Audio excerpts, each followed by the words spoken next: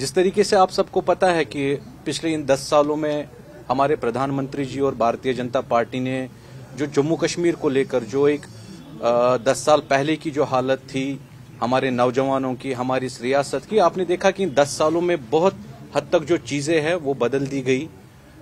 सबसे बड़ी जो उपलब्धि या जिसको हम डेवलपमेंट कहेंगे वो पीस है।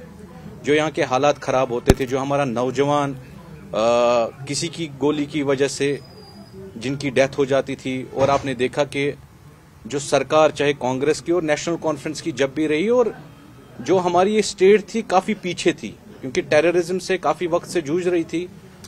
और एक जो इमेज हमारे कश्मीरी नौजवानों की खास करके पूरे देश भर में, देश के साथ विदेशों में भी अगर देखेंगे, हमेशा हमें एक दहशतगर्द की नजर से देखा जाता था। लेकिन इन 10 सालों में आपने देखा कि प्रधानमंत्री जी ने जो हालात बदले यहाँ पर, खास करके जो युवा या जो कश्मीरी नौजवान का जो नजरिया है या जो उनके जज्बात थे, वो हमेशा इन सब चीजों से दिल छोटे हुए थे।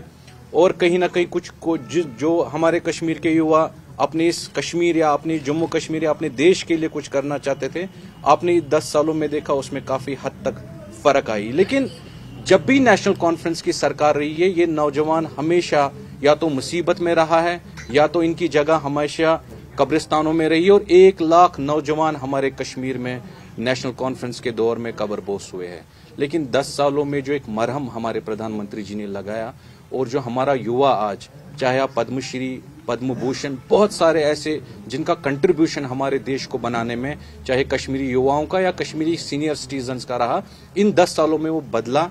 और जो एक दर्द था हमारे नौजवान का, उसको नरेंद्र मोदी प्रधानमंत्री जी ने गले लगाया। लेकिन फिर से आपने देखा कि 10 साल के बाद फिर से एक लहर, जैसे अल्ताफ साहब कह रहे थे, फिर आपने देखा कि जो लाल किले में हाल ही में जो ब्लास्ट हुआ और जिसमें बेगुनाह लोगों को मारा गया, एक जो पॉलिसी हमेशा नेशनल कॉन्फ्रेंस की दोहरी रही है इन सब चीजों को लेकर। जब नेशनल कॉन्फ्रेंस के लीडर फारूक अब्दुल्ला साहब या उमर अब्दुल्ला साहब कश्मीर में होते हैं, तब ये प्रो पाकिस्तानी स्टेटमेंट और जो प्यार इनको पाकिस्तान के लिए है वो हमेशा दिखाते हैं कश्मीर में, और युवाओं को कहते हैं कि इन सब चिंगारियों को और इन सब हालातों को हमें बरकरार रखना है जब तक हमें कोई ना कोई हल और हमारी बातचीत नहीं होती। लेकिन जब यही फारूक अब्दुल्ला साहब दिल्ली में होते हैं, तब ये भारत माता की जय का नारा लगाते और इनको तब कम सुनाई देता और कहते कि चिल्ला के कहो भारत माता की जय। लेकिन ये इस ड्यूअल पॉलिसी में एक कश्मीरी नौजवान हमेशा देखा गया है बेचारा परेशान है। जिस तरीके से जो कल से फारूक अब्दुल्ला साहब के आपने बयान देखे कि ऑपरेशन सिंदूर जो चला, और ऑपरेशन सिंदूर में आपने देखा कि हमारी सरकार ने पाकिस्तान में घुस के वहां के जो टेररिस्ट कैंप थे, जो एक पाकिस्तान की साजिश होती थी कि कश्मीरी नौजवान को हमेशा एक दहशतगर्दी के तस्वीर में देखे पूरी दुनिया में और देश में, वो लगातार कोशिशें करती रही और नेशनल कॉन्फ्रेंस उसको हमेशा ग्लोरीफाई करती रही। और आप देख रहे हैं कि फिर से वही जो बयानबाजी है फारूक अब्दुल्ला साहब की, इलेक्शन के बाद भी देखेंगे, वो जो प्यार मोहब्बत है वो कल से हम लगातार स्टेटमेंट्स में देख रहे हैं। चाहे महबूबा मुफ्ती, क्योंकि यहाँ पर मेरे दूसरे स्पोक्स पर्सन भी है, उनको भी वो आपसे बात करेंगे।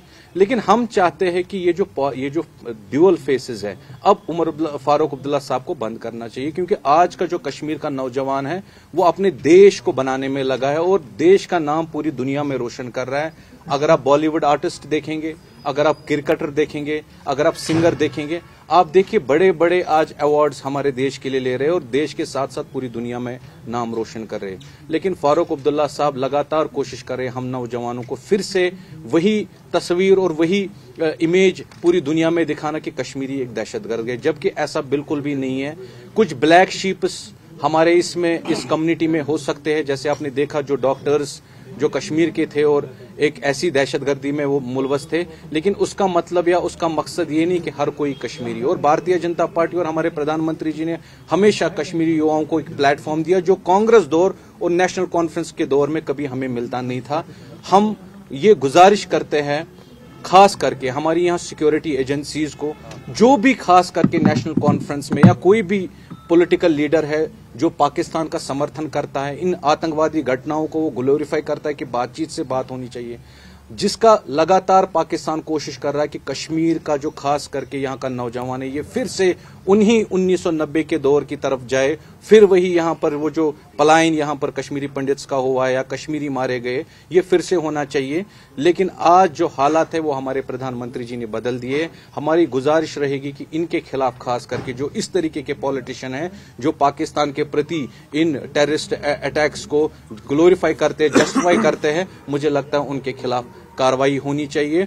और जो ये दो रुखा बंद, आज कश्मीर का युवा पूरे दुनिया में माना जाता है, अमन पसंद माना जाता है, अपने देश को बनाने में एक उसका योगदान आज रह रहा है। तो मैं समझता हूं कि इस तरीके से जो स्टेटमेंट है, ये कहीं ना कहीं हमारे कश्मीरी नौजवान को फिर से उसी नजरिए में लेना चाहते हैं जो कि आज भारतीय जनता पार्टी और हमारे प्रधानमंत्री नरेंद्र मोदी जी होने नहीं देंगे। आप लोगों ने आज सुबह से ही देखा होगा, पीडीपी की चीफ महबूबा मुफ्ती जी, उनका एक स्टेटमेंट जिसको हम कंडेम करते हैं, बहुत ही ज्यादा सर्कुलेट हो रहा है, जिसमें सबसे पहले तो उन्होंने ये बताया कि उन्हें पता नहीं है कि दुनिया भारत इंडिया को किस नजर से देखती है। तो Mehbooba Mufti ji, India Bharat under the leader of Shri Narendra Modi ji दुनिया में इस वक्त नंबर 1 पे देखा जाता है, चाहे डेमोक्रेसी की बात करें, चाहे सेकुलरिज्म की बात करें। अगर आपको ये पता नहीं है तो आज इस सभा के माध्यम से आप तक वो मैसेज पहुंचाई जाती है कि दोबारा जब आप किसी इंटरनेशनल फोरम पे या किसी मीडिया से खिताब करते बोले तो ये ना बोले कि हमें पता नहीं है कि दुनिया भारत या इंडिया को किस नजर से देखती है। और सबसे इंपॉर्टेंट बात, पीडीपी की जमात जब से बनी है तब से लेकर आज तक पीपुल्स डेमोक्रेटिक पार्टी हमेशा दोहरी रही है, बायस रही है। और मुझे ये बोलते हुए बिल्कुल भी संकोच नहीं है कि आपने जो सरकार चलाई है, यहां पे आर पार की सरकार चलाई है। जिस तरीके से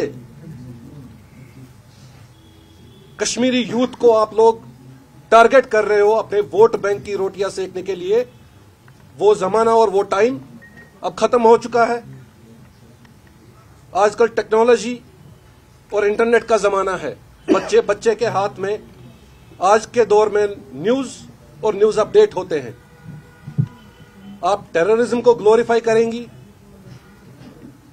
आप ऐसे स्टेटमेंट्स देंगी जिससे यहां का यूथ, यहां का नौजवान, यहां का बच्चा खुदा ना खास्ता दोबारा उस तरफ चला जाए जहां पे बर्बादी हो। यह भारतीय जनता पार्टी होने नहीं देगी। 2019 के बाद नरेंद्र मोदी जी की लीडरशिप में हमारे गृह मंत्री श्री अमित शाह जी के नेतृत्व में जितना टेररिज्म को यहां से वीड आउट करने की जो कोशिश की गई है, 99% वो कामयाब रही है। अनफॉर्चुनेटली, वेरी अनफॉर्चुनेटली, आप लोग फिर वही स्टेटमेंट्स देके दोबारा से यहां के नौजवानों को, पर्टिकुलरली कश्मीर कम्युनिटी को, कश्मीरियों को बदनाम करने की कोशिश में लगे हुए हैं। यहां की सिक्योरिटी एजेंसीज, यहां की लॉ अबाइडिंग एजेंसीज, आपके माध्यम से हम गुजारिश करते हैं कि इन स्टेटमेंट्स का नोट किया जाए और ऐसी स्टेटमेंट्स पे जिससे यहां का यूथ प्रवोक हो, एक कश्मीरी प्रवोक हो, यहां का जो कम्युनल हार्मनी है वो डिस्टर्ब हो, इन स्टेटमेंट्स पे कड़ी से कड़ी कार्रवाई की जाए।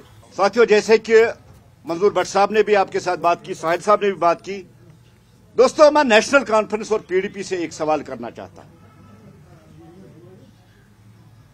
जो बार बार ये कह रहे हैं कि क्या हम हिंदुस्तानी नहीं है, कश्मीरी हिंदुस्तानी नहीं। नेशनल कॉन्फ्रेंस और पीडीपी को डाउट हो सकता है कि कश्मीरी हिंदुस्तानी है या नहीं, लेकिन भारतीय जनता पार्टी ये मान के चलती है कि एक कॉमन कश्मीरी प्राउड इंडियन है और हमें फक्र है कि हम हिंदुस्तानी हैं। हमें कोई डाउट नहीं है। जिस तरह से आपने देखा कि दिल्ली अटैक के बाद पीडीपी हो या नेशनल कॉन्फ्रेंस हो, जिस तरह से उन्होंने टेररिज्म और टेररिस्टों को ग्लोरीफाई करना शुरू कर दिया है, वार्निंग के साथ इनको कहना चाहते हैं, बंद कर दीजिए इसको। सबसे पहले देश की सिक्योरिटी, देश की एकता और देश की अखंडता, उसके बाद सब कुछ आता है। अभी पिक नहीं किया होता है किसी को तो महबूबा जी सर्टिफिकेट देती है बेकसूर है। महबूबा जी आप फैसला करोगे कि ये बेकसूर है कि नहीं, ये आतंकवादी है। ये एजेंसियों पे छोड़ दो, पुलिस पे छोड़ दो, आर्मी पे छोड़ दो। पूरी इन्वेस्टिगेशन के बाद जिसको पिक किया जाता है विद प्रूफ, फिर सबूत, और आपके सामने टेरर नेटवर्क सामने है। जिस तरह से व्हाइट कॉलर, व्हाइट गाउन जो टेररिज्म आपके सामने है, कोई उन पे शक नहीं करता था। जिन लोगों को धरती का भगवान कहा जाता था, जो जान बचाने के लिए उनको माना जाता था, आज वही लोग देश में लोगों की जान लेने पे तुले हुए हैं। उनके साथ क्या सलूक होना चाहिए, ये महबूबा जी से पूछ के हम करेंगे।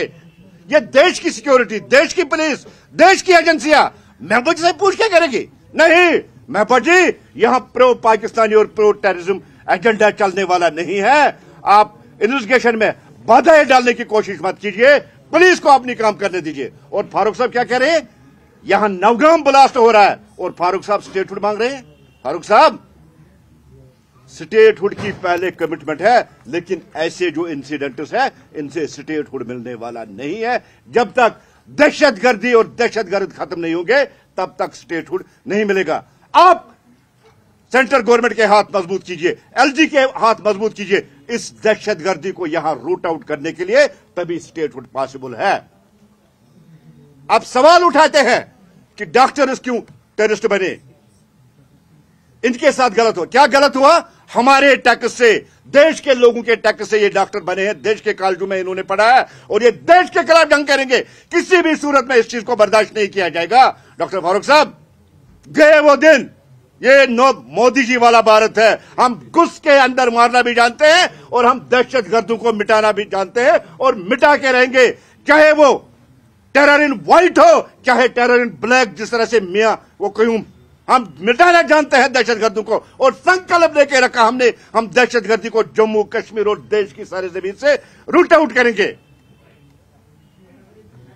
फारूक साहब, आपको पता नहीं है ये एजुकेटेड यूथ, ये डॉक्टर्स किस तरह से दहशतगर्द बने हैं। ये सिर्फ रेडिकलाइजेशन है और कोई नहीं है। मैं देश के अपने बच्चों से, जम्मू कश्मीर के बच्चों से मैं कहना चाहता हूं कि कोई जन्नत और कोई हूर मिलने वाली नहीं है। ये जन्नत और हूर का नहीं, जन्नत मिलती है अपने देश, अपने मुल्क की खिदमत करना, अपने मां बाप की खिदमत करना, तब आपको हूर भी मिलेगी और जन्नत मिलेगी। जो ये 72 हुरों का सपना आपको दिखा रहे, सॉरी अनपार्लियामेंट्री लैंग्वेज यूज कर रहा हूं, आप हाफिज सईद जैसे दहशतगर्द और अजहर मसूद जैसे दहशतगर्द से पूछिए, एक हूर को झेलने के लिए 10-10 डॉक्टर और हकीमों को आपको अप्रोच करना पड़ता है। और आप हमें जन्नत और हूर के बहकावे में यहां के बच्चों को लाएंगे। मैं जम्मू कश्मीर के लोगों से, खासकर जिनके बच्चे हैं, मैं उनसे भी गुजारिश करना चाहता हूं, अपने बच्चों को इससे दूर रखिए। ये जन्नत और हूर ऐसे नहीं मिलते हैं, शादी करके ही हूर मिलती है।